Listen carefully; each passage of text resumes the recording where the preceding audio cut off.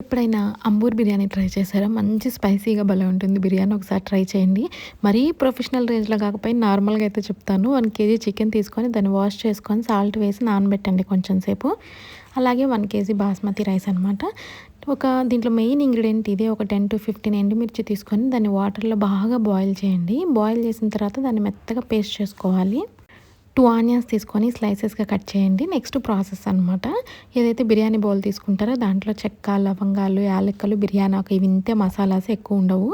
Onions వేసేసి వాటిని బాగా బ్రౌన్ కలర్ వచ్చేంత వరకు డీప్ ఫ్రై చేయండి. తర్వాత 1 ½ టీ స్పూన్స్ అల్లం వెల్లుల్లి పేస్ట్, ఇందాక పేస్ట్ చేసి పెట్టుకున్న కారం ఉంది కదా, ఒక 2 స్పూన్స్ వేయండి. ఇంకెక్కువ వేసారంటే బాగా స్పైసెస్ ఎక్కువైపోతాయి అనమాట. ఇవన్నీ బాగా రోస్ట్ అయ్యేంత వరకు ఆయిల్‌లో ఫ్రై చేయాలి. దీంట్లో కొంచెం ఒక స్పూను ధనియాల పొడి వేసుకొని ఫ్రై చేసేయండి.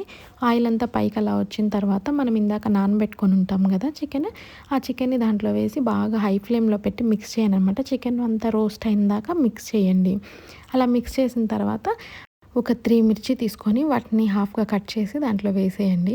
అలాగే ఒక 2 టమోటాలు తీసుకోండి. టమోటాలు కూడా కట్ చేసి దాంట్లో చికెన్‌లో వేసేయండి అనమాట. తర్వాత దాన్ని టమోటాలు బాగా సాఫ్ట్‌గా అయినంత వరకు బాయిల్ చేయండి. తర్వాత దీంట్లో ఇంకేం లేదు. జస్ట్ ఒక స్పూన్ గరం మసాలా వేసేసి, ఒక కప్పు కర్డ్ వేసేసి బాగా కలిపేసేయండి. కలిపిన తర్వాత దీంట్లో ఒక 250 ఎంఎల్ వరకు వాటర్ పోయాలన్నమాట.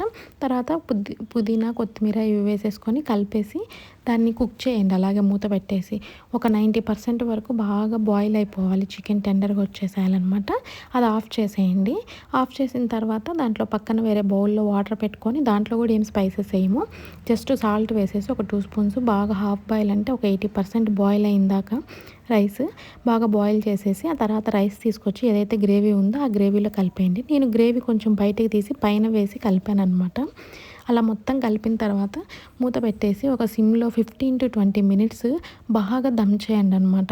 అదంతా అయిపోయిన తర్వాత కూడా వెంబటనే తీసుకొని తినొద్దు. ఒక 20 మినిట్స్ అట్లా ఆరనివ్వండి. వన్స్ ఒక 20 మినిట్స్ తర్వాత తీస్తే సూపర్ ఉంటుంది. కావాల్సిన వాళ్ళు దానిపైన కొంచెం నెయ్యి వేసుకొని కలిపి దమ్ చేయండి. టేస్ట్ బాగుంటుంది.